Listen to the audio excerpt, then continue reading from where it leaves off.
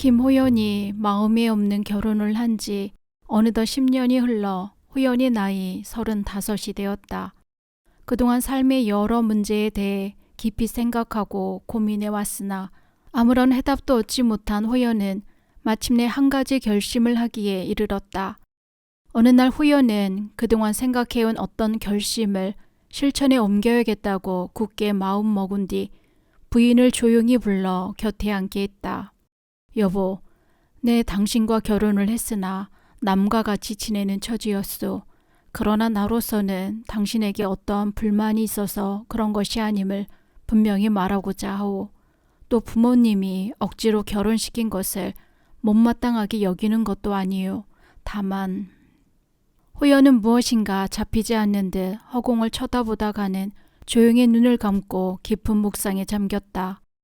옆에 앉아있던 부인은 결혼한 지 10여 년이 되었지만 이렇게 다정하게 옆에 앉은 것이 처음이라 기쁘기도 하고 한편으로는 불안하기까지 했다. 그래서 조용히 숨을 죽이고 듣고 있었다. 한참 동안 다음 이야기가 이어지기를 기다리다 못해 머리를 들어 남편을 바라보니 이마에 땀방울이 맺혀 있고 얼굴에는 괴로움이 뚜렷이 드러나 있었다. 여보, 마음 상한 일이라도 있으셔요? 부인은 남편의 거동을 살펴보면서 조용히 말했다. 이 말을 듣고 잠이라도 깨듯이 호연은 눈을 번쩍 뜨고는 주위를 두리번거리며 살펴보았다. 그리고 깊은 한숨을 내쉰 뒤 부인에게 조용히 말했다. 여보, 당신에게 큰 부탁이 있소. 무엇인데요? 염려하지 마시고 말씀하셔요. 여보, 나 집 좀 떠나 있으려 하오. 옆에 앉아있던 부인은 부모와 자기가 싫어서 떠나려는 것이 아니라는 남편의 그 한마디가 무척 고마웠다. 그리고 남편이 마음의 안정을 못 찾는 것을 늘 자기가 모자란 탓으로 여겨오던 착한 아내는 차라리 남편이 집을 나가서라도 허전한 마음에 그 무엇을 채워만 온다면 더 바랄 것이 없다고 생각하였다. 그래서 부인은 기쁘게 남편의 뜻을 따르기로 하였다. 서방님, 그럼 언제 떠나시려고 합니까? 지금 당장 가려 하오. 어느 곳으로 가시려는지요? 나도 잘 모르겠소. 갈 차비나 해주시오. 호연의 아내는 흐느낌을 삼키면서 약간의 돈과 옷가지를 넣어 보찜을 꾸려주었다. 호연은 소리 없이 우는 아내를 타이른 뒤 보찜을 지고 발이 닿는 대로 길을 떠났다. 호연은 길을 걸어가면서 곰곰이 생각해 보았다. 정말 나는 무엇일까?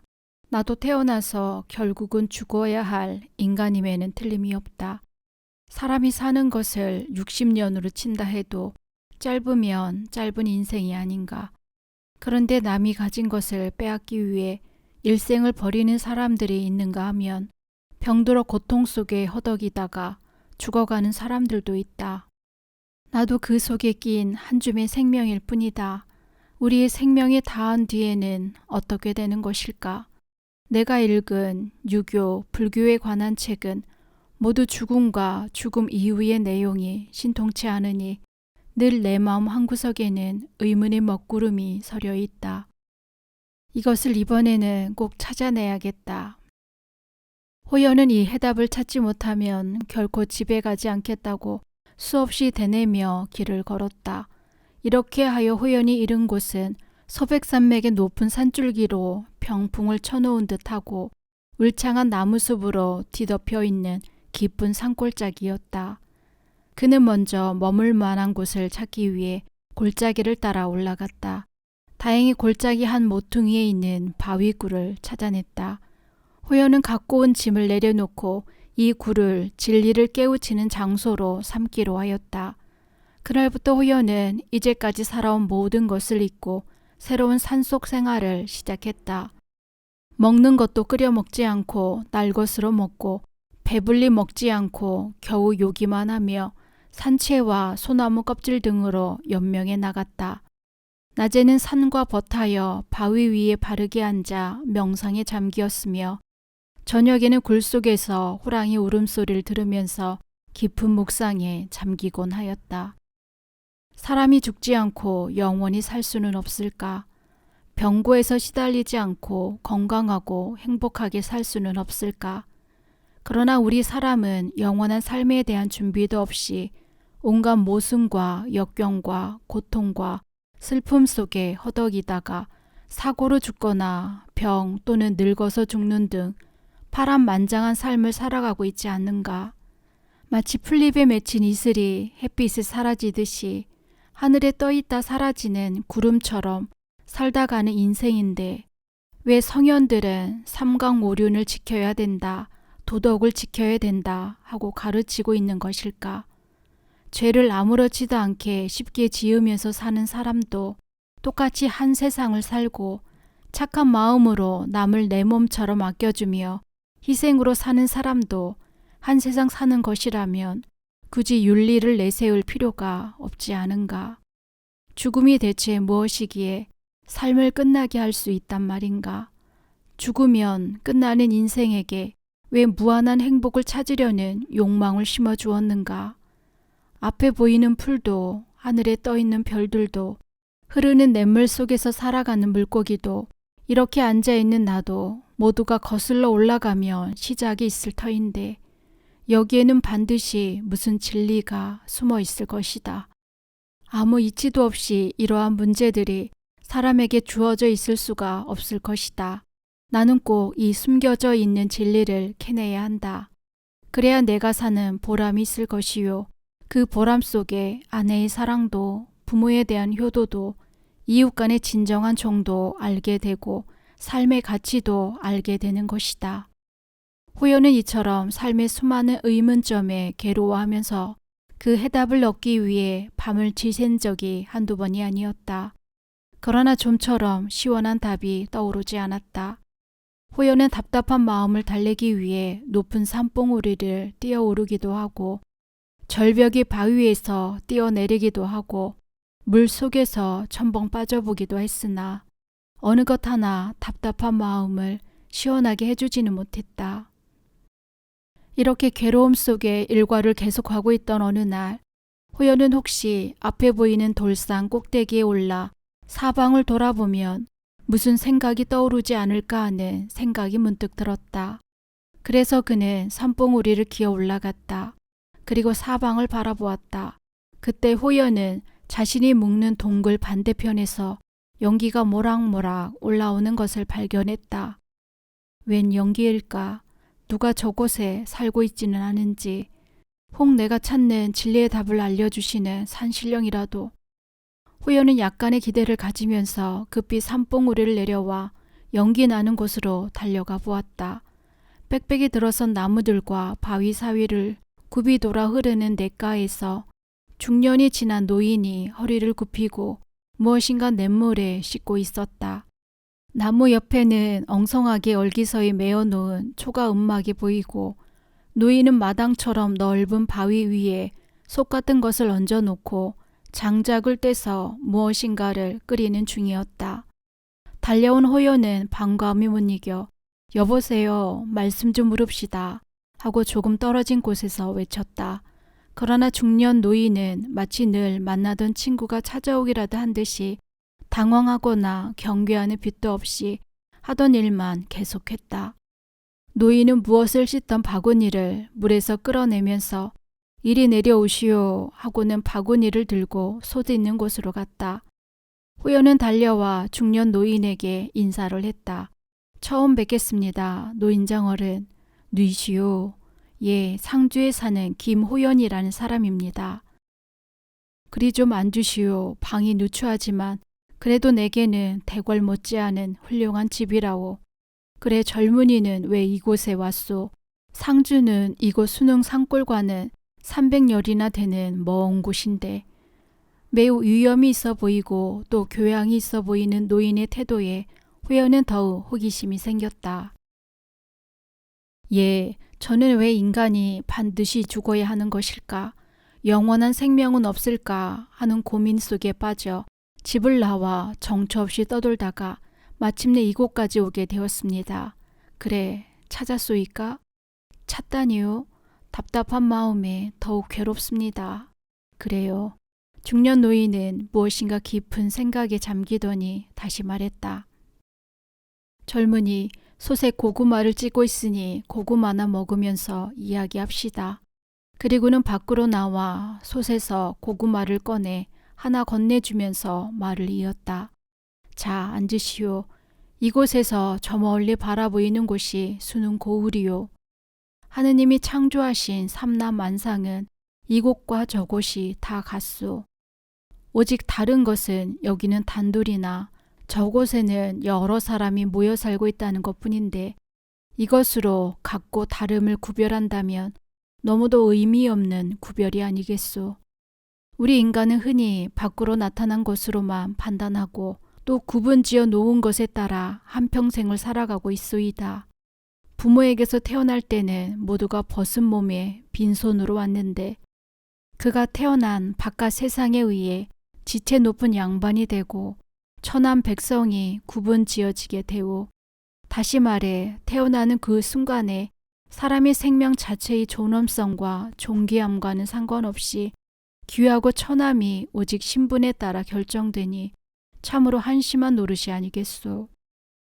마치 양반집에 태어나는 아이들은 그 권세도 함께 가지고 태어난 것처럼 여겨오고 있으니 말이오.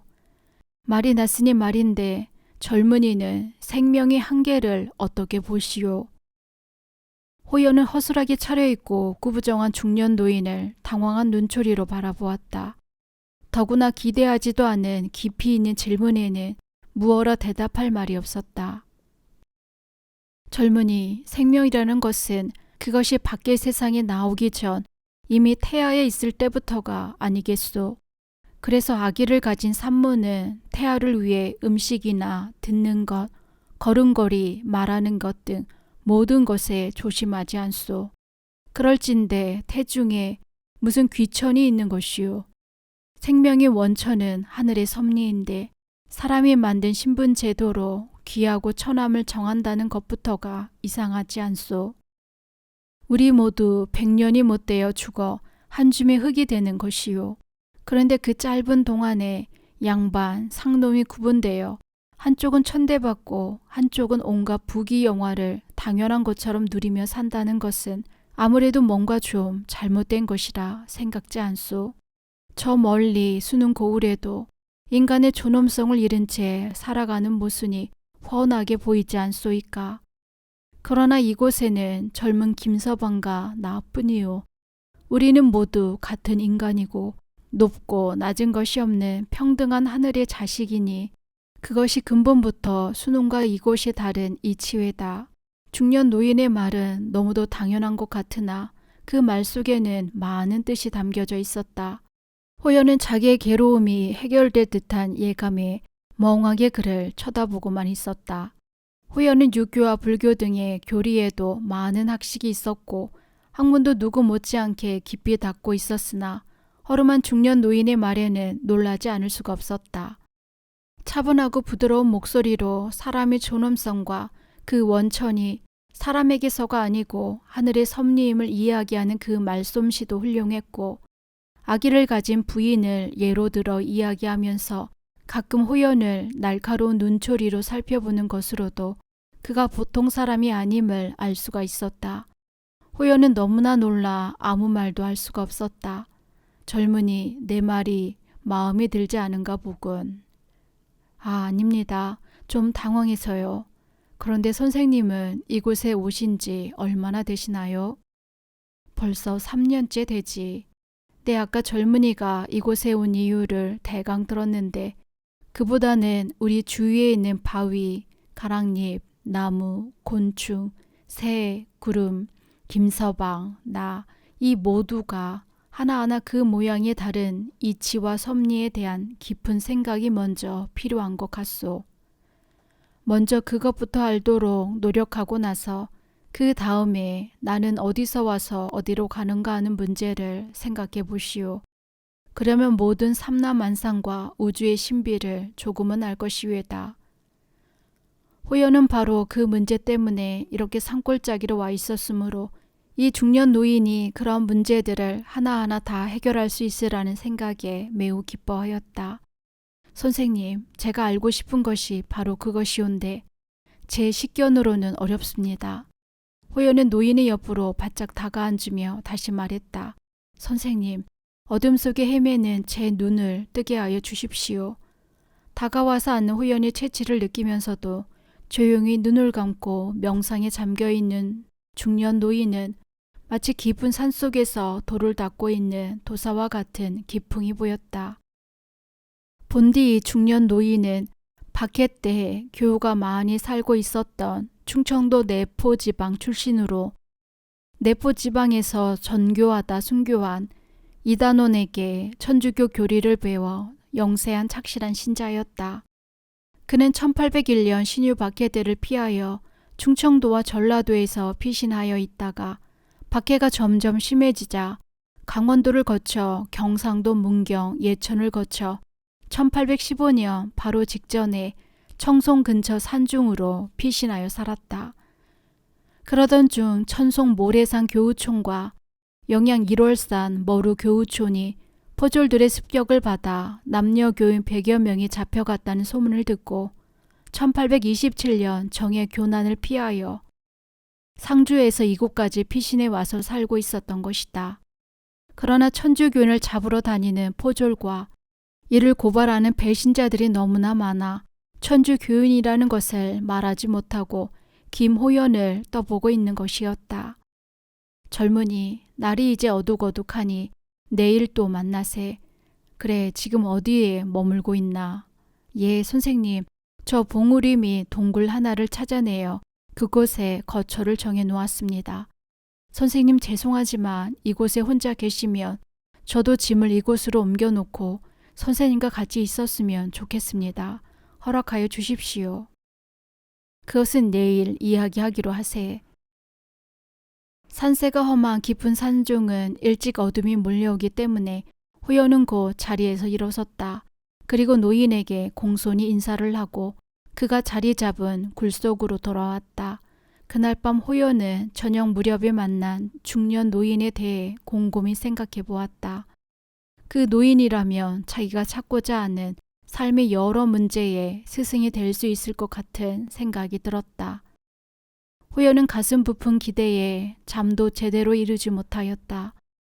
이후 먼동이 트자마자 노인이 있는 곳으로 달려갔다. 선생님, 김호연 문안드립니다. 호연은 공손히 큰절을 하고 선생님 곁으로 다가앉았다. 그러나 중년 노인은 조용히 눈을 감고 호연이 찾아온 것도 못 알아차린 듯 앉아있는 자세를 흐트리지 않으면서 깊은 생각에만 잠겨 있었다. 자비로우신 주님, 제가 주님에게 드린 것이라곤 아무것도 없습니다. 그런데도 주님께서는 이 죄인을 사랑하사 이렇게 살아가게 하십니다. 그리고 이제 한 젊은이를 제게 보내주셨습니다. 주님께 더욱 가까이 가고자 이 산속에 들어온 지 어느덧 2년이 넘었지만 무엇 하나 주님을 기쁘게 해드린 것이 없습니다. 그러나 이제는 당신께서 주신 지혜를 믿고 겸손되이 이 젊은이에게 당신의 말씀을 전하겠습니다. 주 예수 그리스도의 이름으로 기도드립니다. 아멘. 기도를 마친 후 노인은 조용히 눈을 떠 공손히 무릎 꿇고 앉아있는 호연을 바라보았다. 그러나 호연은 기다렸다는 듯이 이렇게 물었다. 선생님, 제가 온 줄도 모르고 한참 동안 깊은 생각에 잠겨 계시다가 눈을 뜨시기 바로 전 입을 살며시 여시더니 아멘 하셨는데 선생님, 그 아멘이라는 것은 무엇입니까? 중년 노인은 약간 당황한 듯 하면서도 얼굴에 웃음을 띠면서 말을 했다. 젊은이, 오늘은 사람이 어디에서 와서 어디로 가는 것에 대한 문제와 짧은 생애와 영원한 삶에 대해 이야기하기로 하세. 선생님, 그게 정말이십니까? 호연은 무척 기뻤다. 젊은이, 사서 삼경을 다 읽었다고 했지? 예, 이미 어릴 적에 배웠습니다. 그러면 이 책을 읽어보게. 노인은 검게 때가 묻은 보자기를 꺼냈다. 꽁꽁 묶은 매듭을 풀려 할 때 노인은 잠깐 손을 멈추고는 눈을 지그시 감았다. 그리고는 소리가 들릴랑 말랑 무엇인가를 읊으며 보따리를 끌어안았다. 그런 뒤 노인은 떨리는 손놀림으로 검은 보자기의 끈을 풀었다. 보자기로 말아서 싸놓은 것이어서 여러 번 돌린 뒤에야 겨우 검은 손때가 묻은 책 2권을 꺼내 호연 앞에 내놓았다. 너무도 정성스런 그 행동에 호연도 매우 긴장이 되었다. 젊은이, 이 책은 영원한 생명의 길에 대해 쓰여있는 책일세. 이 세상 우주 만물의 주제자이신 분의 오묘한 섭리와 사람이 되시어 우리와 함께 사시다 우리의 죄를 대신 지고 십자가에서 돌아가신 천주님의 외아들 예수님에 대한 내용도 들어있지. 뿐만 아니라 그분을 통해 우리 인간에게 가르치신 복음 말씀과 우리 영원한 행복의 세계에 가기 위해 이 세상에서 해야 할 일들을 자세히 적어놓은 귀중한 책이지. 책을 쓴 이는 마테오 리치란 신부님이라네. 그분은 우주 만물의 주제자이신 천주님의 복음을 중국 땅에 전파하고자 온갖 고생을 겪으며 큰 바다를 건너 중국까지 온 신부라네. 이 책이 바로 그분이 쓴 천주실이라네. 천주님의 오묘한 진리를 알아듣기 쉽게 글로 쓴 책이지. 또 이 책은 그 천국 청나라 초기 북경에 와서 전교하던 아담샬 신부님이 쓴 진복 성전이라는 책이라네. 이분도 중국 청태조 황제가 매우 신임을 하여서 흠창 감정을 삼고 달력을 만들게 하여 광록대부라는 벼슬까지 준 학덕이 높은 분이지. 책 내용은 복을 받기 위한 우리의 행동 규범이 소개되어 있다네. 자, 젊은이, 온 마음을 다하고 온 정성을 다하여 깊은 통찰 속에 읽기를 바라네. 그리고 오늘부터 이 책을 다 읽기까지는 이곳에서 나와 함께 있기로 하고 질문은 항상 이른 새벽에 내가 기도를 드리는 시간 후에 해주면 좋겠네. 나는 나가서 산책을 좀 하고 오겠네. 중년 노인은 일어나서 밖으로 나오려고 했다. 그때 호연은 일어나는 노인의 옷깃을 잡으면서 물었다. 선생님, 세례라 말씀하셨는데 세례라는 것은 무엇입니까? 젊은이 차분히 읽어보고 그 속에서 물음을 찾아보게나. 예, 알겠습니다. 기쁜 마음에 들떠서 예의를 못 지켰습니다. 용서해 주십시오. 호연은 무릎을 꿇고 정성을 들여 천주실이라는 책을 읽어내렸다. 온 정신을 가다두면서 책을 읽어내려가는 호연은 천만금보다도 더 귀한 것을 얻은 듯하였다.